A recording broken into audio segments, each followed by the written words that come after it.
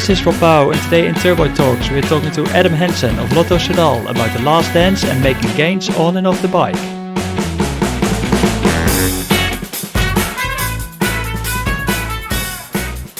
Hello, thanks for tuning in and welcome to a new Turbo Talks podcast. And before we start with this one, just a massive thank you all for the great responses that we got on our previous episode with Ashley Mulman-Passio of CCC Live.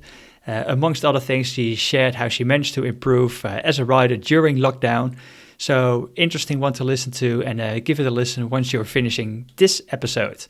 Because we're going to talk a bit about improvements on this one as well. Because I wouldn't be surprised if today's guest actually found himself a way or two or maybe even three during lockdown, how to get faster on the bike, maybe by fine-tuning his position, or maybe he just simply printed off a new gadget of his 3D printer. I'll say it's time to find out and welcome him to the Turbo Talks podcast. It's the man who famously finished 20 Grand Tours in a row, Adam Hansen of Lotto Soudal. Welcome, Adam. How's things? Things are very good at the moment. Thank you. That's good to hear. You are in the Czech Republic, I understand. That's right, Czech Republic, and it's actually been quite a good time during coronavirus period here.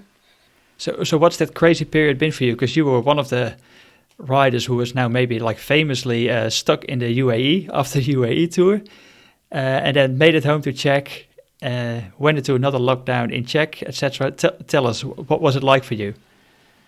Well, yeah, UAE was pretty crazy. So we had a few positive cases in the peloton, and then our hotel was locked down.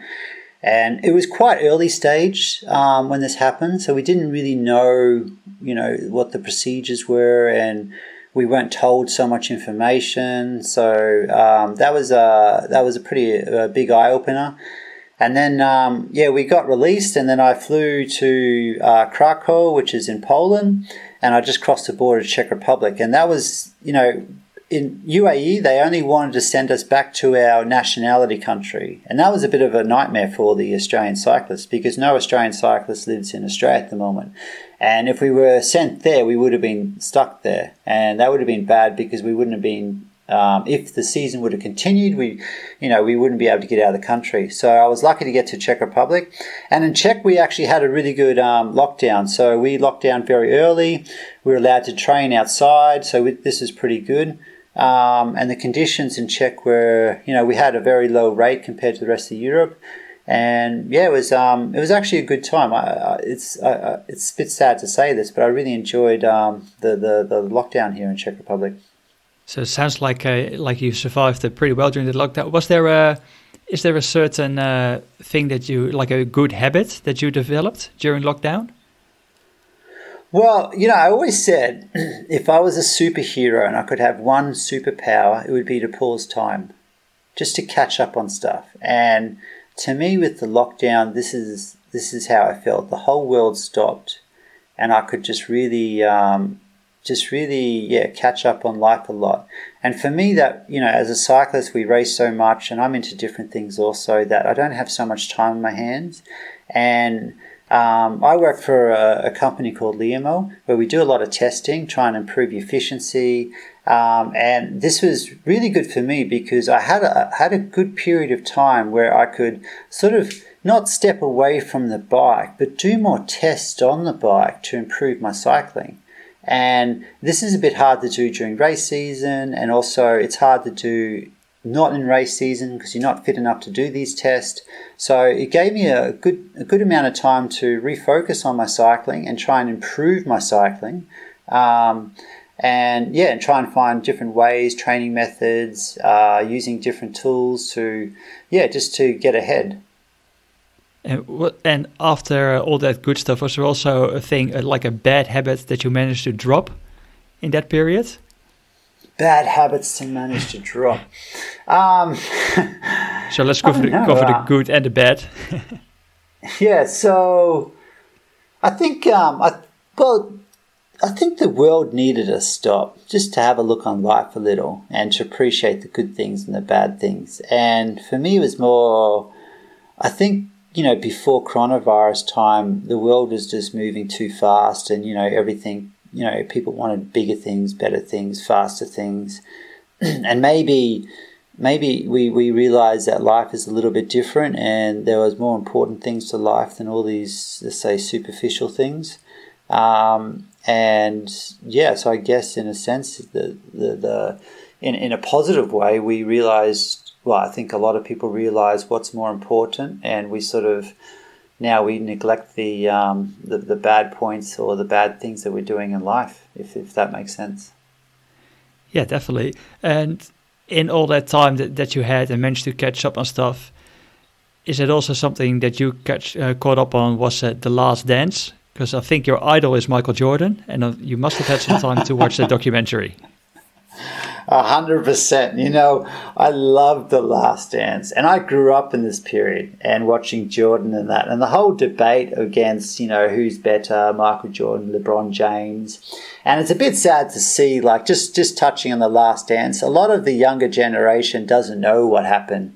Didn't know what happened, you know, back in the 90s. And I played, like, I represented Cairns. I played at state level in basketball. I loved basketball. I collected basketball cards. I brought all my basketball cards out. You know, they were in boxes in the attic. I took them down. I went through them. I have so many Michael Jordan basketball cards, Shaquille O'Neal, wow. Penny Hardaway. And watching The Last Dance just brought such a big smile on my face because I knew all those players. Because the thing is, when you look back at generations of sports heroes and that, you only remember the best. And in The Last Dance, they mentioned so many players, and I knew them all. And that's the period where I really watched basketball. So for me, watching The Last Dance I loved it. It came out in Europe. It was released 3:00 in the morning. And on the Monday, and I watched it 3:00 in the morning. I was up watching both really? the episodes. Yeah, I loved it. I really, really loved it, and it just brought back so many memories because I watched all those games live. And like back in those days, it was Saturday morning, 10 a.m. 10 o'clock, Channel 10 was the only time we could watch NBA highlights before the internet and everything. And as a kid, that's what we did. We waited until Saturday morning, 10 a.m. to watch it. And it was, you know, it was just so nice to see it again. I loved it. I really loved it. And it showed, you know, it really showed what it takes to be a top athlete to be the best in the world. The sacrifices you have to do, the decisions you have to make. And it's not just about, you know, not just about Michael Jordan. It's about what he did to his teammates to get them at the level where he wanted them to be at to be world champions. And is that something that you take inspiration from in terms of maybe as a sort of like veteran on the team to help your younger teammates? Maybe not by cursing them out, obviously, but like in terms of like giving them leadership or guiding them, etc. Or oh, for sure, especially this year, and I think it sort of came from racing last year. I was always the quiet one, just do my job, keep my head down, make the team happy, and I went through a phase last year where, as I got older, I stopped. This doesn't sound nice, but I stopped caring what other people thought. And it was more like when a guy didn't do his job properly, I'd point it out in the debriefing. And it would annoy me in a race where you do a race, I would do my maximum. They say they do their maximum. I stop my job, 2 or 3K before the finish. I sit up. And then when I see a teammate pass me hanging onto the back of the bunch, it's more like, well, if you can do that, then you could have worked harder when we needed you. And if you're just trying to get a top 40 or top 30 result, that's not our job. Our job is to win with Caleb. So in the debriefing, I would always point it out. And this year in Tour Down Under and UAE, I was really calling everyone out. If they weren't doing their job properly, I would call it out. And this is what you need because, it's a team effort. And the team effort is to get Caleb to win if it's a sprint day. And we need, exactly like The Last Dance, how Michael Jordan really pulled it. Like in training, he really called everyone out in the training sessions in Last Dance. And he needed everyone to be at his level to be world champion. And that's a bit of the role I was trying to do also in UAE and Tour Down Under this year, is to get everyone on the same page and to get the best out of everyone. Because if a rider is working before me to set up a lead out, I have to push him as far as possible. I have to yell at him. I have to keep, like when he throws his elbow out and he says it's enough, I just go, come on, a little bit longer. If he can do that extra 50 meters, if it's only 50 meters longer, that gives me an extra 50 meters of free riding, and then I can go 50 meters longer. And even if it's 20 meters, all these meters add up, and it makes it much easier for Caleb to sprint to the line, because if he dies 10 meters from the finish line in a sprint, and we have one other rider that could have done 20 meters extra, just 20 meters, it's a win. It's the difference between winning and coming second or third. So yeah, it totally makes sense. Yeah, that's awesome. So maybe you had a little bit of inspiration, or maybe you should get a bit of credit for dethroning Richie Porte and Longa as well as your teammate one day. Oh, yeah, for sure. And also, like, when you say, a bit of motivation, after watching The Last Dance, I had a bit of it really made me think, like, did I really give everything for cycling? It made me, rethink my careers. Like, maybe I should have been harder. But yeah, I definitely got inspiration from it, that's for sure. And how have you guys been in contact with each other, with the team? And is something like that then discussed as well, or mentioned, or how does it go? You mean regarding every Thursday, every second Thursday we have a Zoom call within the team, and that's with all the riders and a few of the staff members. Once we had all the staff members, but every Thursday, 5 p.m, we have a Zoom talk with the team. We get updates. Everyone shares their situation in their home countries, and if they can train, and how they're going, and how their mental state is. I see a lot of riders are struggling a lot mentally with the situation. But yeah, we try and get the team together, talk some things out. We get like a race calendar update, and then that's like every second Thursday, and every other Thursday we have a nutrition talk. We had an altitude training talk. This week we got time trialing talk. So we do get together, and we share some information within each other, and we try and make everyone feel like they're still part of the team, because a lot of the riders, we're spread out throughout Europe. I'm in the Czech Republic. We've got guys in Girona. We've got guys in Calpe. Okay, a lot of them in Belgium. We've got one rider in Germany, Monaco. So they do feel a little bit isolated, and we just try and bring everyone together to make it feel like we're still a team, we're still together, and we're going to move forwards and hopefully get back together very soon to start racing. And in the whole period, you managed to stay healthy, and now you're getting sort of like back more into serious training as the start of the season comes closer? Yeah, so when it first happened, I knew that it was going to be a long time before we start racing. So I basically had to rest directly. I took 3 to 4 weeks off. And then I focused on, I always stay healthy. Nutritional wise, and not to gain weight, for sure.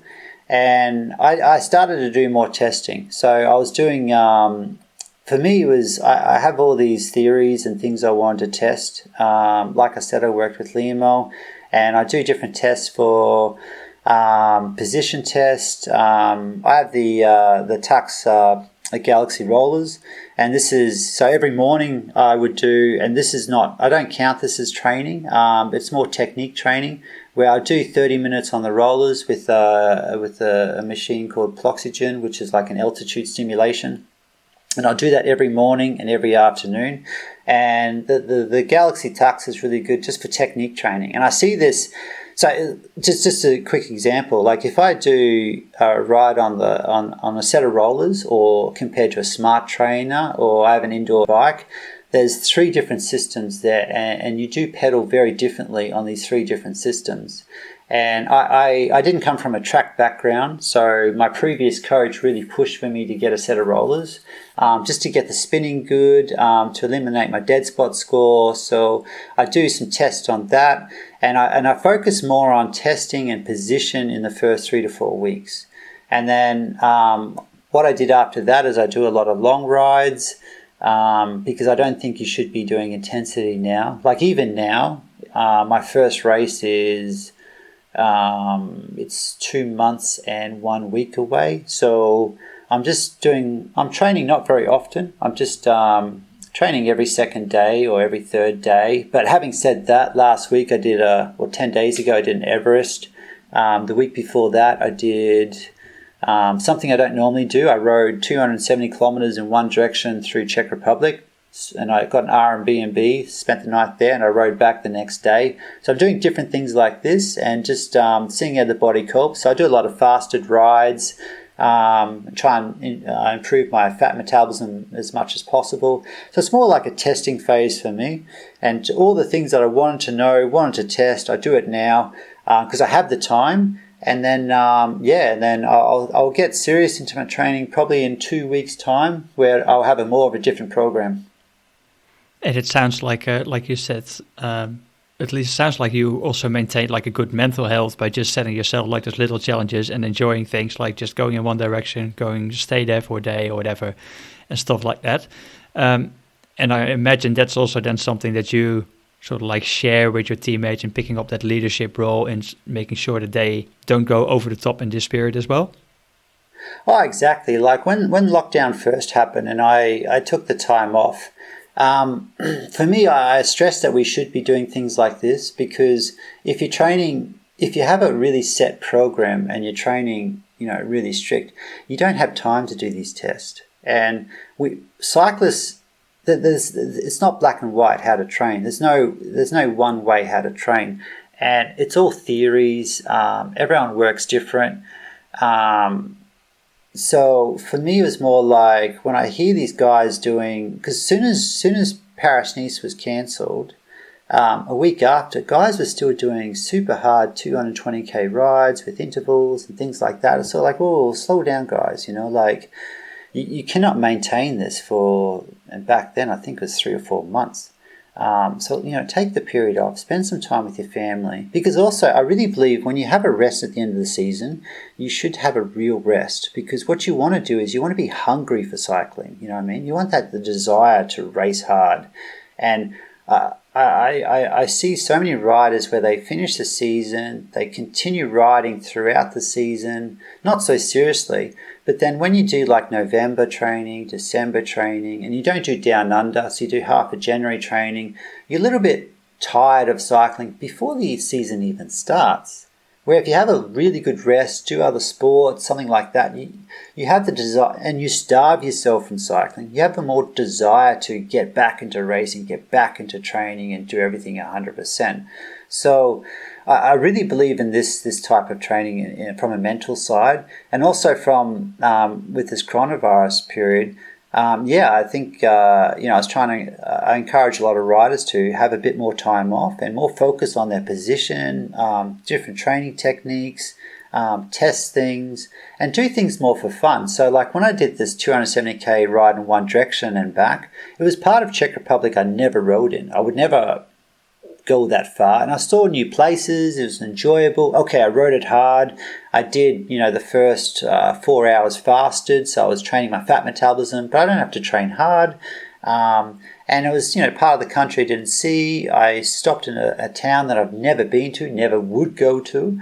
So I had new experiences there, and it didn't feel like training. It was a super long day, and I learned so many things, saw new things, and I got good training out of it. But it wasn't mentally like, this is my set plan, got to do this, certain wattage, and you're more free. And in that time that you said you did a lot of testing, maybe on stuff like bike position. What came out of that? Did you find yourself that you're in a better position on the bike when racing starts again? Yeah, well, definitely. Like when I go back to training on the rollers, I think.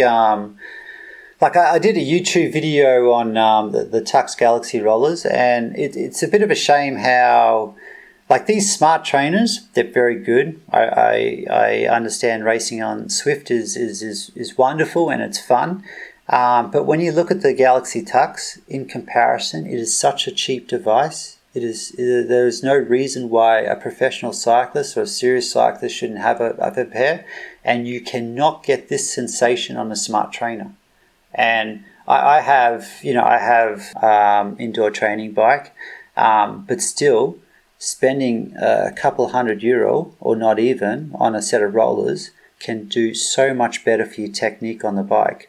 It can do wonders for your technique on the bike. And especially for a lot of cyclists that didn't come from a track background where we don't have the perfect pedaling technique, this is a very, very small, cheap investment, and it can really break up your training. And you know, like I love smart trainers. I think they're very good. But sometimes it can be hard to train so long during these lockdown periods on a smart trainer, because the problem with the smart trainer is it's too easy to ride, if that makes sense. Where if you're on a set of rollers, you have to focus. You know, if you deviate a little, you will crash on a set of rollers. Yeah. But it's nice. It's nice because it feels like you're on the road. You know, and time goes so fast, so quickly on it. And this is good because. And I'm a huge believer in training inside. Like I do a lot of sessions inside, even when it's 30 degrees outside, because there is no training like to train indoor. When you train indoor on rollers or smart train or anything like that, you have no downhills, you have no stop signs, you have no corners. You are pedaling constantly from start to finish, and that's why it's so difficult to train on these things. That's why it's so easy to ride 6 hours on the road. It's so difficult to ride 2.5 hours indoor because your muscles are constantly training. You don't have these micro breaks during training sessions. So Greg Henderson, who's he specialized in sports science, and he's from a track background. He would, and I was the same. We would do our really specific training programs indoor, even if the weather's perfect outside. We would do it indoor just to get the maximum out of your training sessions, because it's actually you cannot cheat inside on an indoor trainer. So yeah, definitely like I work with a Limo, and this measures your dead spot score. And your dead spot score is when you have pauses throughout your pedaling stroke.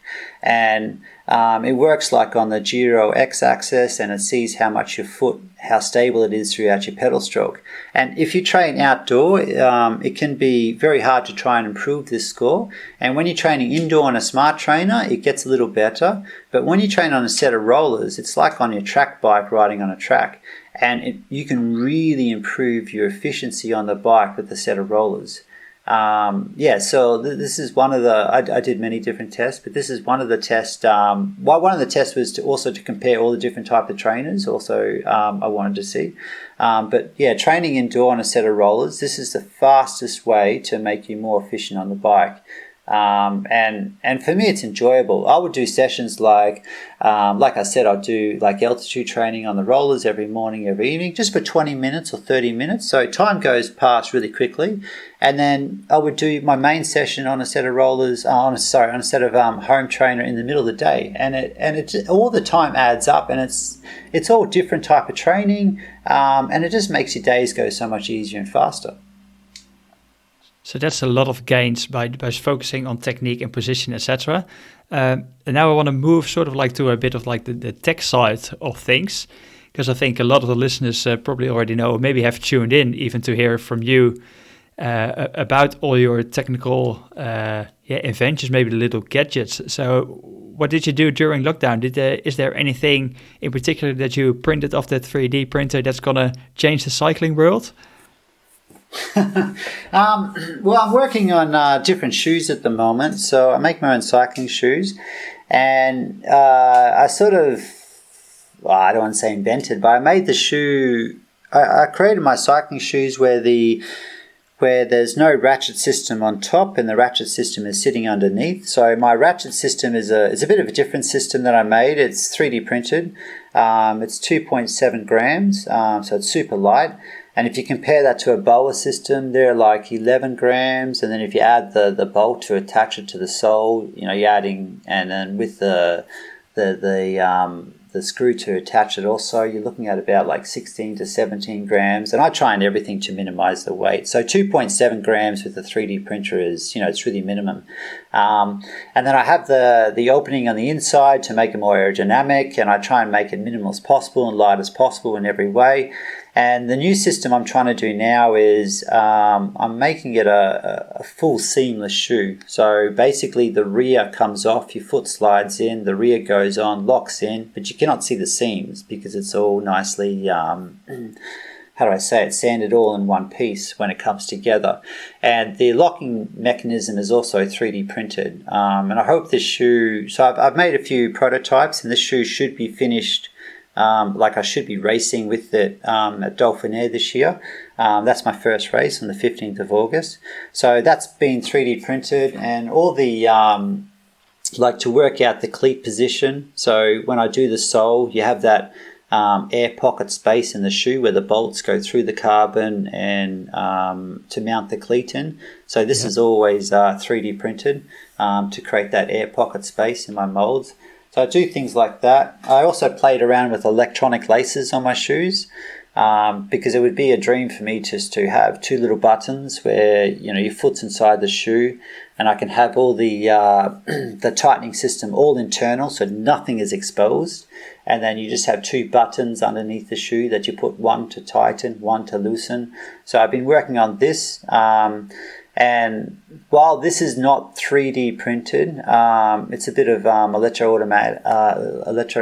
automation that I also do on the side. But for me to make the molds for the motors inside and for the chipboard, what I do is I 3D print the exact same dimensions as this, and then I put that in the mold. So I mold it, and then I take those 3D printed pieces parts out, like I 3D print the motor, and I take that out of the mold, and then I put the real motor in there in the finished product, because if you put epoxy and carbon on top of a mold of a motor, you would never get it out. It'll be there for good.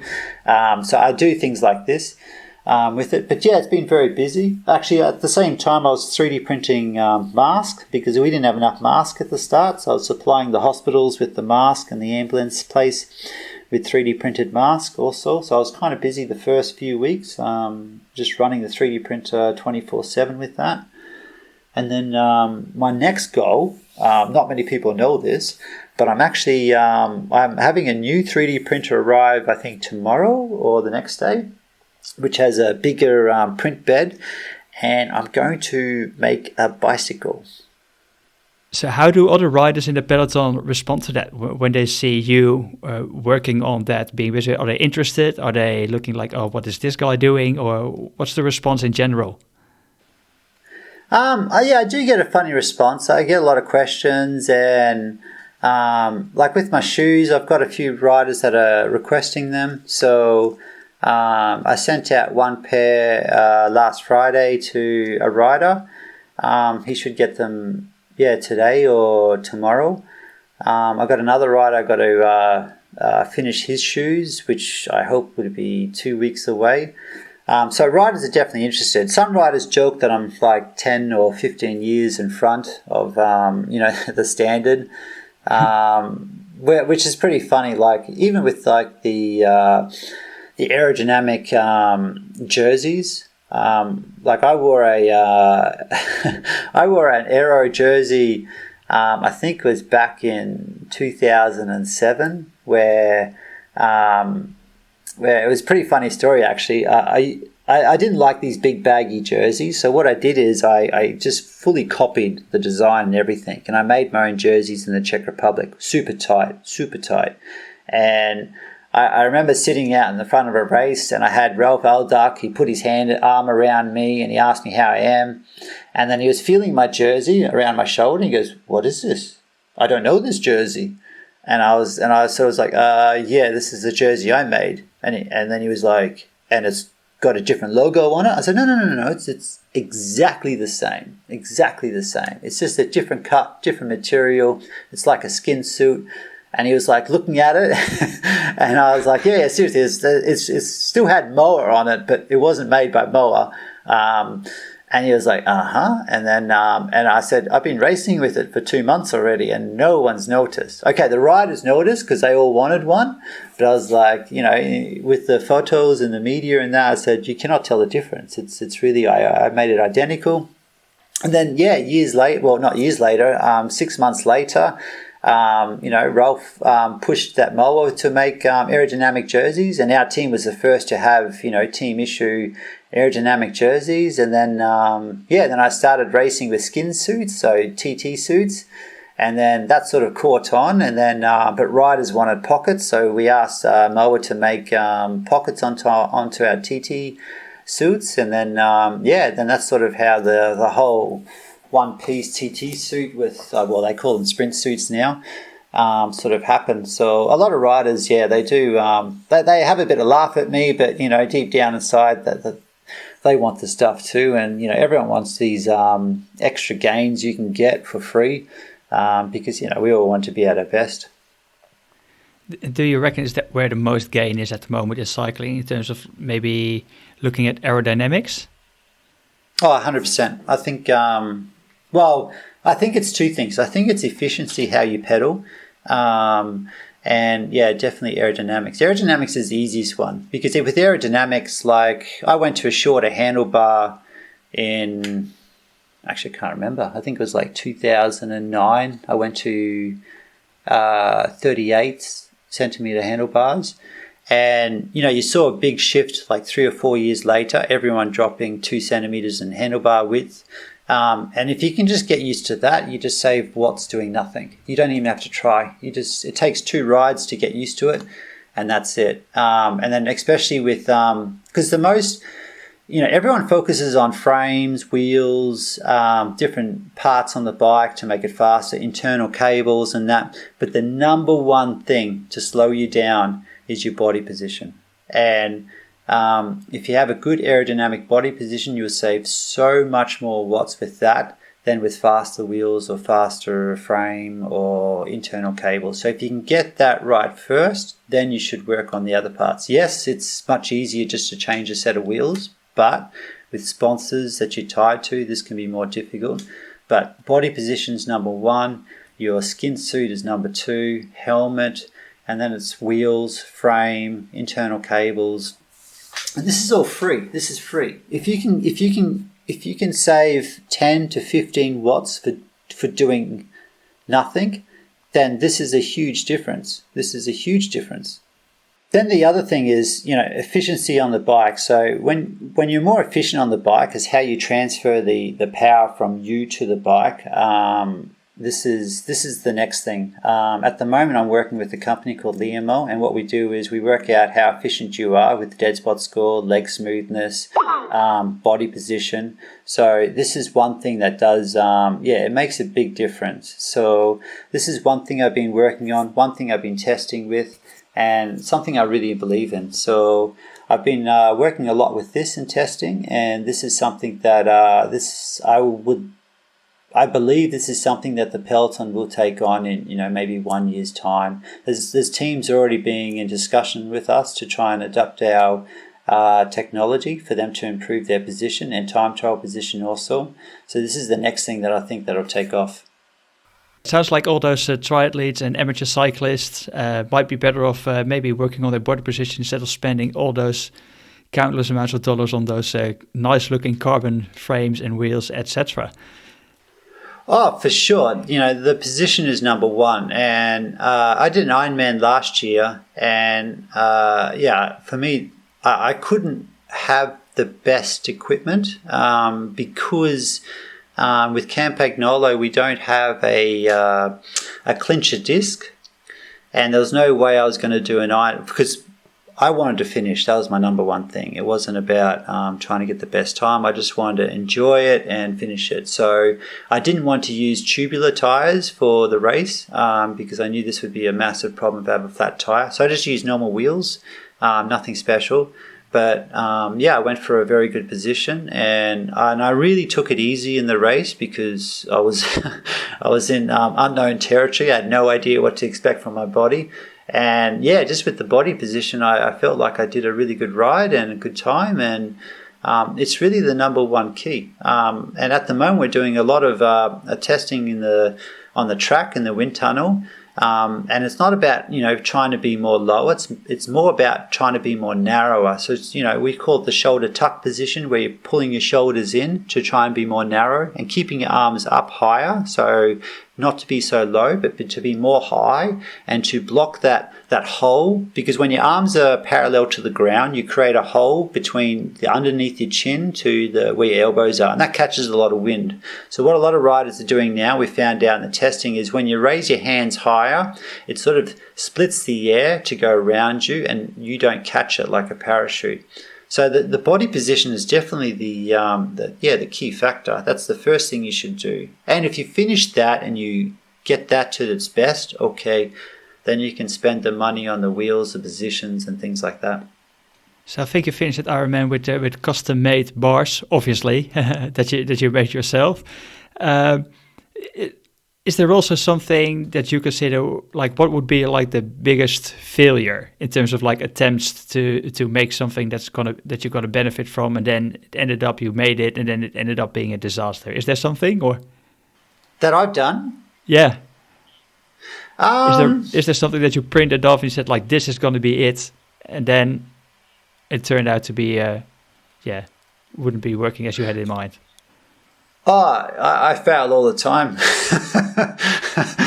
I could say, I have all these ideas, and like, for example, the new shoes that I'm designing at the moment is going to be seamless. So my current shoes at the moment, they open up from the inside and you slide your foot from the inside, and then you have the lacing on the inside and the ratchet system underneath. And it works well. It really works well because on the inside, you have less turbulent air coming through, less flowing air through. And on the outside, you have a lot more air going through. So from an aerodynamic position point of view, I've made it the best way, but I just want to perfect it a bit more and have no lacing on the inside and have it all internal. But to do this, I need to make the front part and the top part one piece and have the lacing all internal. And the only way I can get my foot in is through the rear. So I have a two-part shoe where the heel comes off, you put your foot in, and you sort of attach the heel to the front part of the shoe. And to work out how to connect these two together in an aerodynamic position style also was I had like a ratchet system at the back of the shoe, and I made this and I printed this, spent a lot of time on this, and I attached it, and this really did not work. First I tried to make molds from carbon fiber, so I 3D printed the molds, and then I did it with carbon, did not work. I tried another technique where I had this sort of like a button pin where you put the heel on and it connects like with these special click-on buttons, and it worked so good I could not get it off. I had to get a flathead screwdriver to disconnect it, and it worked when it was in there, but I thought, okay, I cannot have a pair of shoes where I need a flathead screwdriver to get my feet out. This is not good. So this was way too strong and powerful. And I had this different system where I had like cables running throughout the shoe, and you had this pulley system at the back on the heel. So when you pulled it up, it would tighten all the cables and it would tighten the rear to the front. This worked, but it was way too complicated. Like there was all these internal cables, and I just thought this, because now I'm selling these shoes to riders. This was a product that I could use for myself, but it wasn't a product that I would want to put on the market. It was just too complicated, and if you were to not pull the lever at the same time you move the heel forwards, you could pinch a cable, and if you pinched a cable, it wouldn't flow so good, and it just wasn't. It was a bit overcomplicated. It worked well, but this is something I didn't want to release to the market. But yeah, I have heaps of Farrellers. That's basically how I got where I am. I had no real background in working with composites, and I think this was one of my winning keys, because I think when you get taught something, you get taught in a specific way on what works, and you sort of, I don't want to say you're narrow-minded, but you're sort of limited to what you've been taught. Where when you come from a different point of view, where you haven't been trained, you're sort of open to all ideas, and you test all ideas. And a lot of them won't work, but you will test ideas that they will not teach you, if that makes sense. And this is how making my shoes was all trial and error, and I went through a lot of errors, but I actually got to the end with making a very successful, super light, super stiff shoe. I've got boxes of hundreds of shoes that didn't turn out or weren't very good. I've kept them all. I'd like to do a good YouTube video on showing all the designs that I tried that worked. Like, for example, I used to make my cleats and the sole as one piece carbon. So I used to make my cleats really made from carbon fiber. And it was great. It was really good because it was super light. It was wonderful. But to think about walking on carbon fiber is not a smart decision at all. And it used to crack if I stood on some rocks or something like this. And it wasn't the smartest thing I've ever done. But it was just something that I just wanted to try. And I used it for one season, but I had to be really careful how I walked, and the carbon would crack very easily. Carbon's not designed to be put on the ground, that's for sure. It sounds to me like we're getting back to Michael Jordan again with his famous quote that he said, like, I failed over and over again in my life, and that's why I succeed. Well, it's exactly like that. There was a famous kung fu master, and his funny quote was, a student would say, "What's the difference between you and me?" And the master would say, "I have failed more times than you have." And that's exactly it. That's exactly it, All right. Well, so that's a bit like of a gain in terms of like technique that you mentioned. You mentioned a gain like in maybe like gadget aerodynamics mainly. Is there also in cycling maybe a world to be won in terms of nutrition? Because I think that's like another passion of yours.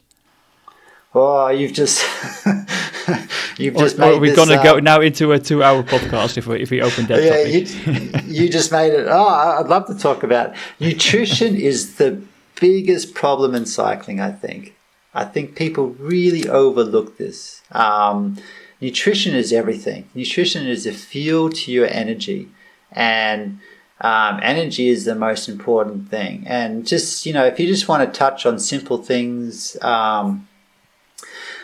Races we do. So obviously in cycling, because it's a long sport, we spend more calories we can consume per hour. This is just a thing we can never avoid.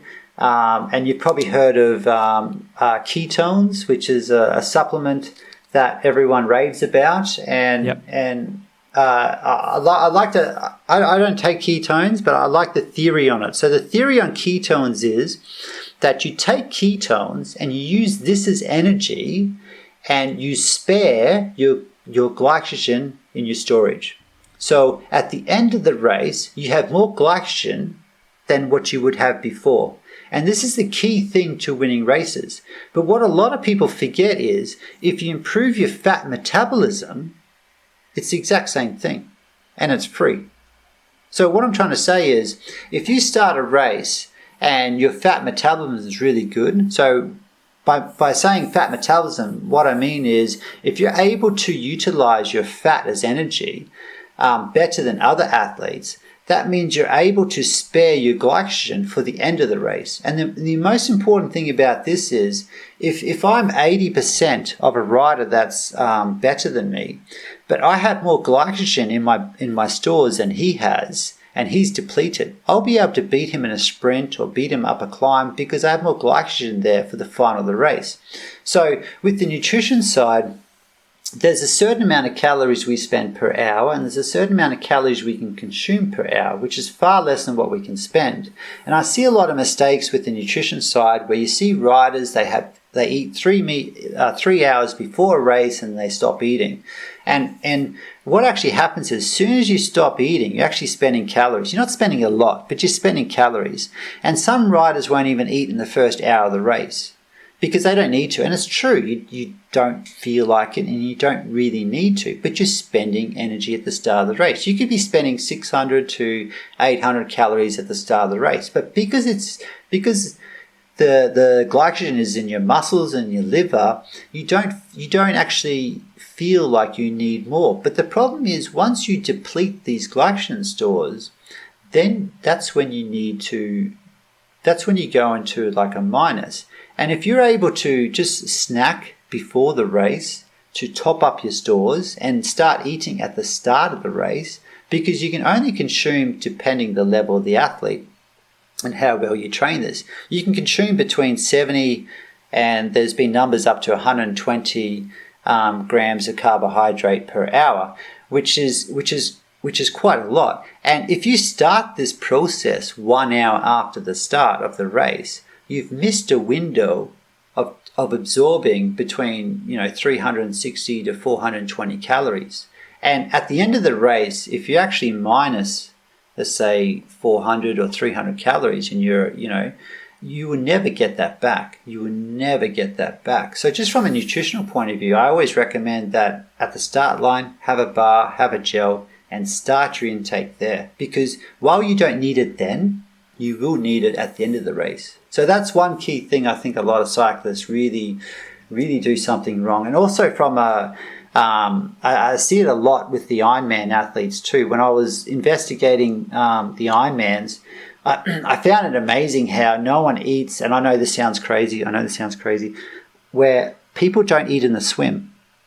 And yes, it's hard to eat in the swim. I totally understand that. But for me, it's the same thing. Where Ironman, it goes to the extreme, because what you're doing is you're doing a 9-hour or 10-hour event, and nutrition is crucial in this type of event, but they starve themselves for the first 1 hour of the swim. And I was lucky in Florida, where when I did the Florida Ironman, there was a 2-lap course, and you actually ran 50 meters on the beach. So I actually had a gel tucked into the sleeve of my wetsuit, and halfway through the swim, when I came to the beach, I took the gel out, I put the wrapper back into my wetsuit sleeve, and I continued it. And that just gave me a little bit of a head start on my nutrition half an hour before any other athlete. And this is, these little things here really, they can really make a big difference. And then on the other side is recovery. I see a lot of riders making mistakes on how they recover throughout the race. So, the typical standard procedure is as soon as you finish a race, you should have a very high carbohydrate drink or meal, and directly after the race. So this will create a huge insulin spike. And when you have a huge insulin spike, that's when you're the most anabolic. So you turn into a recovery phase state. And when you have your protein after that, so 20 minutes after that, when you have high insulin and you become anabolic and you have your protein, and your standard protein is like 30 to 40 grams of protein. And when you have 30 to 40 grams of protein, you have 3 to 4 grams of leucine, and leucine creates protein synthesis. So that's when you really get into your muscle recovery. If you do not have that glycogen, that sugar drink before, and not have that high insulin spike, you will not be so anabolic, and you won't have such a good recovery phase. So that sugar is far more important than the actual protein. So you have this, and then you take your protein, and then you actually start repairing your muscles as soon as possible. And then what I see riders do, especially professional riders, we finish the race, we do these 2 good procedures at the bus, but then we ride in the bus for 1 to 2 hours to the hotel, then we have massage, and there's 2 people per room, so one person has massage first, next person has massage, so you got to wait for everyone's finished, and then you have dinner for sometimes 5 hours later. So that's a 5-hour window people are not eating carbohydrates to refuel their body before the next stage. And it's just come to the team's attention now, and something I've always believed in, is you should have your main meal 20 minutes or 30 minutes after your protein shake. Because as soon as you fill up your glycogen stores as fast as possible, that's when you start your recovery as fast as possible. And if you delay it by 4 to 5 hours, then during Grand Tours or these stage races, it's a big time that you're wasting. Sounds like there's a world to win in nutrition still in cycling. Oh, there's 100%. It's I always say the biggest problem in cycling is tradition. And people are really stuck in the olden days, and people don't like change, and guys are really holding themselves back. That's definitely, guys are really holding themselves back in definitely cycling because of tradition. It's hard that the saying, it's hard to teach old dogs new tricks. If we have a look at if we just circle it all back to cycling and the racing itself, and then we're slowly gonna wrap it up. we actually always have like the Tacx Turbo Talks fan question of the week. And this week, the Turbo Talks fan question is from James Lamb. And he wanted to know if racing is going to come back. Is it going to be more aggressive or more subdued after the lockdown? What do you think? That's a good question because, like, you know, there was a few concerns about, we should be doing, you know, more small races before the big races because guys are not ready and everyone has to come to a different level. But then I'm sort of thinking, but if everyone's on the same level when they come back, then you won't notice a difference. So with that in mind, it could go any way. But however, will it be more aggressive? I think it will, because there's not just because of the lockdown, but more because of the economical impact, and teams are really struggling, and riders, there's some teams that are really benefit from the coronavirus period. So like Movistar, these type of companies, Jumbo, that, you know, they've done well. And there's some teams that have really struggled. So some teams are not signing riders. Some teams are being aggressive. And there's going to be, the UCI might change the amount of riders per team. So it might, at the moment, I think it's 28 is the minimum. And they might drop this down to 21 or 22, which will change a lot, which will make a huge supply of riders in the market. So if this does happen, racing will be very aggressive when it comes back. Riders will be really out there to secure the contracts. And also the other thing is, we've got so many races in such a short period of time where you can be on good form for the whole season now, if that makes sense. Where before the season was so long, you really had to pick your moments. So now you can be, like, I can be in top shape for 2 months. And that's basically what our season's going to be. It's going to be 2 months. I know it's about 3 months long, but you cannot do every race because they all overlap each other, and there's fair few races for you to do. Like when I selected my race program, I couldn't do everything I wanted because the team was like, but we got other guys that want to race too. So I think there's going to be a short period of time where you can race, and guys are just going to give maximum effort into it. So there's going to be a lot of aggressive racing. Yeah, like you said, like a short period of time of racing. Definitely no one doing 3 Grand Tours this year. Do you know kind of like what your program is going to be like? You already mentioned the Dauphiné, I think, is your first race. And what's after that?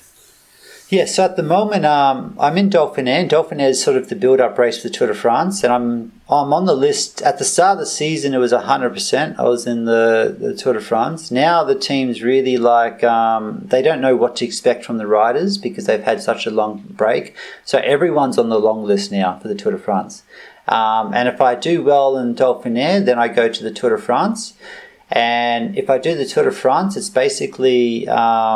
Dauphiné, Tour de France, and then they say Gangxi in China. I don't know if that's going to go ahead, and then that's basically my race program. If I don't do well in Dauphiné, then I do Dauphiné, Luxembourg, and then Giro, and then that's it. It's because... what's going to be interesting with the new calendar is that a lot of the races overlap each other. So the quality of riders per race is going to be less, if that makes sense. Because if you're doing the Giro, you cannot do any of the classics. And normally, a lot of guys that do the classics do the Giro. So it's going to dilute the quality of the riders per race because so many races overlap. Normally you have guys that do the Giro and the Vuelta. Well, this year they overlap, so you cannot do that. So you're either going to do one or the other. It will definitely be less quality riders at every race. But you're going to have good riders at every race. But you just can't do every race. That's the thing. Yeah. And then maybe if we look at, you already mentioned as well, like there's, it's tough times also in cycling for people whose contract, who are going to be out of contract next year. I think your contract ends up at the end of the year as well. That's right. But you're going to be racing in 2021, I've read. Well, yeah, I'll definitely be doing something. I have a few options, which is good. And I'm also thinking maybe I might go down the Ironman route. So I don't know exactly what I'm going to be doing, but I'll definitely be doing something, that's for sure. Okay, so maybe if we then wrap it up and make it full circle, this could be your last dance. Very good. It could be my last dance. That's true. That's true. So how are we gonna remember Adam Hansen then if this would be the last dance? I don't know. Someone that just loves riding his bike. That's all I want to be remembered as.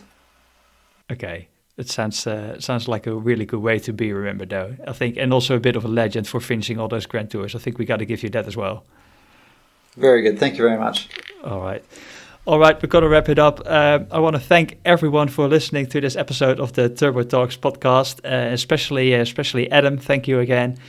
Keep following him in his cycling career and his off-the-bike adventures, and who knows what's going to happen. And also make sure, obviously, you follow and subscribe to the Turbo Talks podcast to hear more great insights from other cyclists on the regular.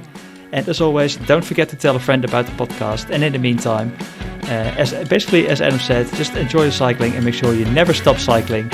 This was Rob Bouw with Adam Hansen of Lotto Soudal. Stay tuned for the next Turbo Talks.